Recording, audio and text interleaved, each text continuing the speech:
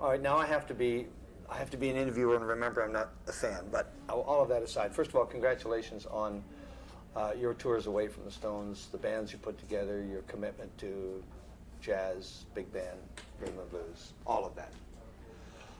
Thank you. Is it? Do you do it to champion the music? Do you do it for yourself? Do you do it as a... I do it for myself. I think it's totally selfish. But it's also something I love.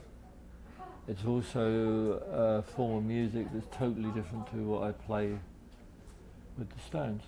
I don't mean what I play is totally different, but the musicians are totally different. The music itself is, and I enjoy that. I mean, I wouldn't want another rock and roll band, you know. Yeah. I mean, I play with the best rock and roll bands, so I don't see the point of it. At what point did you realize that you were playing with the best rock and roll band? How early in did you realize that? I mean, I never really think of things like that, but I mean, I enjoyed being with this band. I don't know. How did your drumming on stage with the Stones affect how you played with the band, and vice versa? Did you bring something back, certain things back from the big band experience back into the Stones? I don't know. I mean, I don't know. You know, I play with the quintet as well, so I got no idea. I can't answer that. You know, there's certain things you do that work in certain situations. How did you prepare for this tour? Or are you able to walk in, sit down, pick up the sticks, carry on? Do you have to actually mentally and physically prepare yourself? Physically, I do. Yeah. Because you can never practice at home for a 2-hour set on stage, you know? There's nothing that will do that. No, you know, you can sit for hours. I don't like practicing anyway. I mean, I do it a bit, but I don't really like it. But you don't overplay like you do when you're playing live, you know? You don't ever sweat when you're practicing, you know, you practice. Stop, practice. No, yeah, and you can stop, you know, I mean, practice. I mean, practicing is just rudiments, really. So is playing, but when you play, you know, you have to start, remember what you're doing, and you finish there. When you practice, you're just going whatever you do, you know, and that's what it is, you know. It's getting what used to be called your chops together, you know. It's just sitting there doing this. Well, I do that for hours while we're rehearsing. Yeah? We rehearse a long while for these things, long time. I need it for my hands, you know. You get certain lumps come up that help you play. Where's your lumps? There's one. Right there? That one. Ooh, so the stick lays across that?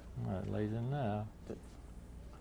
And that holds it like that. So that's a callus you have to... Well, it's not callus, it's a muscle thing. It might be a bone deformity, I don't know, but that's how I play, you know, with that one. But it takes a while to get that lovely and hard like that. Especially if you live the sort of life I do, which is a bit soft, I suppose.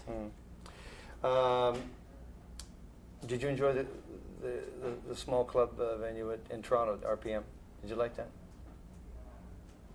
I like being in clubs, yeah, but not much. But I think it was a bit, yeah, it was all right up there. It was a bit frantic, really. I thought, and it was the first time, you know, it's a bit, I'd enjoy it more now, I think, be a bit more laid back.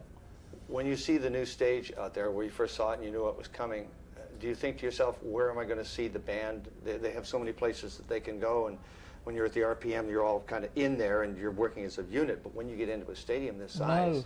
No, I mean, I helped design that one, so I was quite happy to see it standing, let alone worrying about where people were going to go. Who do you have to stay connected with once they get spread out? Keith? Keith physically? No, the amplifier. Yeah. But it's nice to see. Yes. Tell me about Elvis.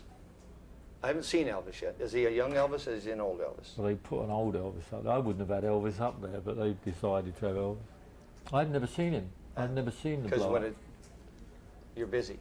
I've never seen it. Yeah. I've never seen the stage properly. I've only ever seen it when it's put together like Meccano, and to judge whether it looked all right. Because it's my fault it looks like that. Mine, Mick, and Mark Fisher. So, you know, apart from looking at it and saying, oh, God, that's wrong, or that's great. I've only seen Patrick whiz lights around, but I've never seen us do anything. I've never seen the Voodoo Lounge. But Elvis, I don't know. I mean, they wanted it. They had a new Elvis up, but I got that out of the way because I'm not a great lover of Elvis, but but the Vegas period is dreadful. Yeah. So you've got to have him when he was doing All Shook Up, haven't you? I mean, he was fantastic then. I'd have had Ray Charles or Miles Davis, but I mean, that's just silly, you know. Have you stood in Sun Studios in Memphis in that room? Oh, it's an amazing room. Amazing room. It's just got all that vibe to it. And that's how, in fact, your recording started. Very simple, nothing complicated. And I wonder what, as all of the toys, all of the recording devices that came in, it's supposed to add to the music in some ways. Maybe it detracts from it. Are you a student of keeping it simple in the studio? No, I am simple. Yeah. I mean, I am naturally like that, you know, and to me, when I did the last record I did on my own, you know, it was just 22 string players, a singer and 5 instrumentalists, and we went like that, played, and they recorded it. That's how that doesn't mean to say the way Prince makes records is any worse, because I think he's fantastic, and I think what he does is brilliant. So do a lot of other people. More people think that's brilliant than what I do, but still. No, I think it's, you know, so it's all meant to be used, you know. I'm not an engineer, so I'm not interested. I'm not interested in drum machines, to be honest with you. Oh, God. I'm much more interested in drummers.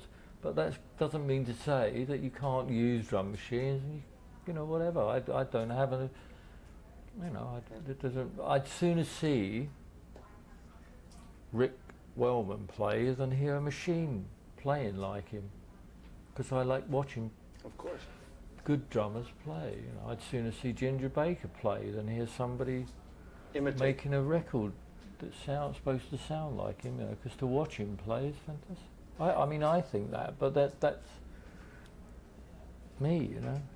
It's also an old, the way we record is very old-fashioned, you know, where you walk in a room, sit down and play, but it's not sort of fashionable to do that. But isn't that the key to what you do?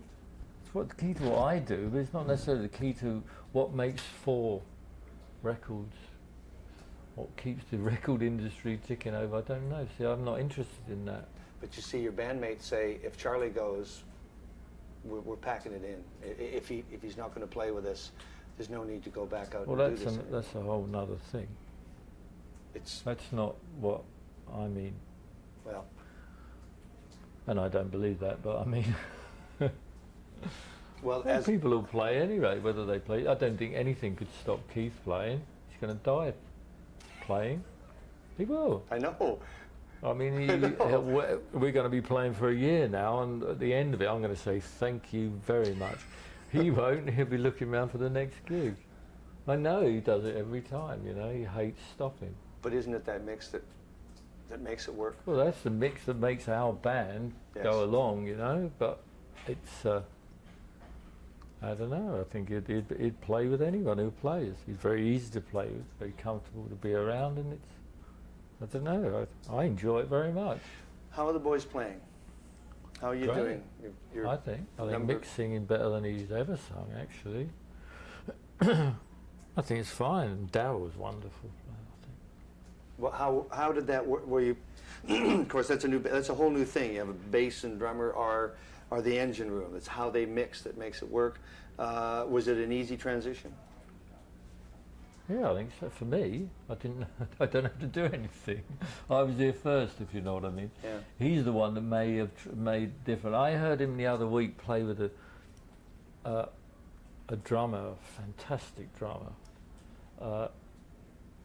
Rick Wellman, who he used to play with Miles Davis with, and he plays totally different. He just sat in this club with him, and him and Rick together played fantastic. But he played different. Yeah. To the way he plays that. At least I think he did, because I was sitting here, you know, I wasn't playing with him. I mean, it's not, I can't really judge it, but it seemed to me, I don't know. He's very much a bass player, Daryl. He plays the bass, you know, as opposed to a guitar. And he doesn't have to play like Bill, does he? Although the notes, obviously the songs. No, I don't think anyone said anything. He brings his own. Yeah. Yeah. Oh, sure. Changes the tunes up a bit.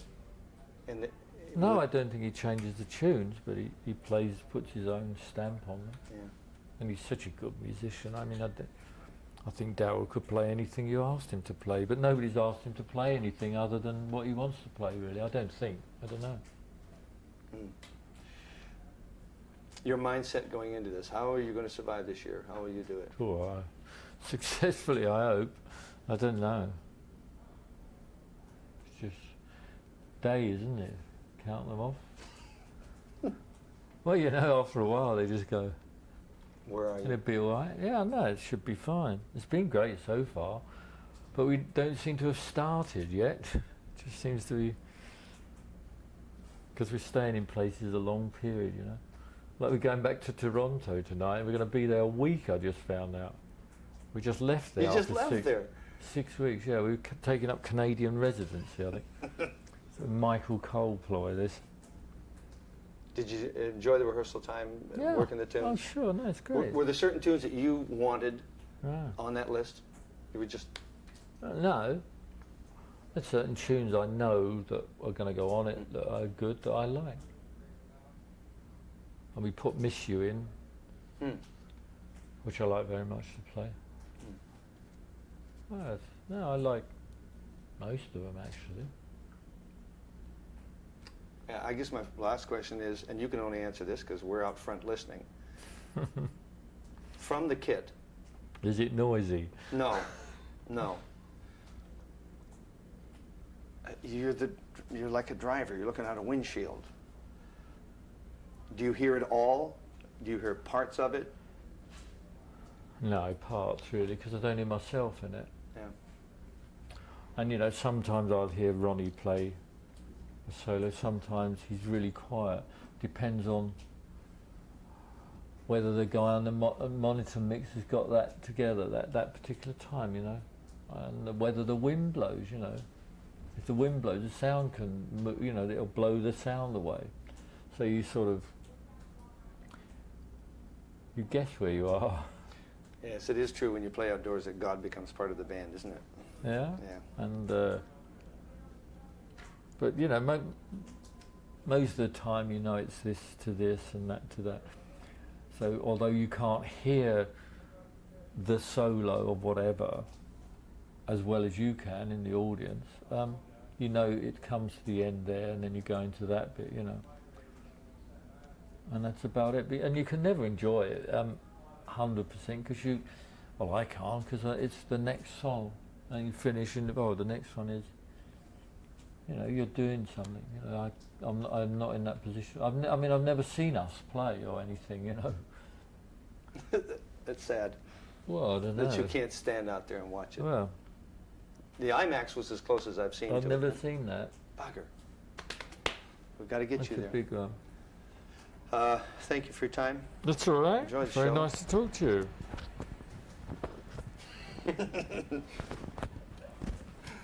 So it was. Good Thank on you. Yeah, thank you. Now I'll try and get Ronnie. We've got him. You got him already? He was in first. Oh, fantastic. Yeah. Would you? I'm going to auction them off.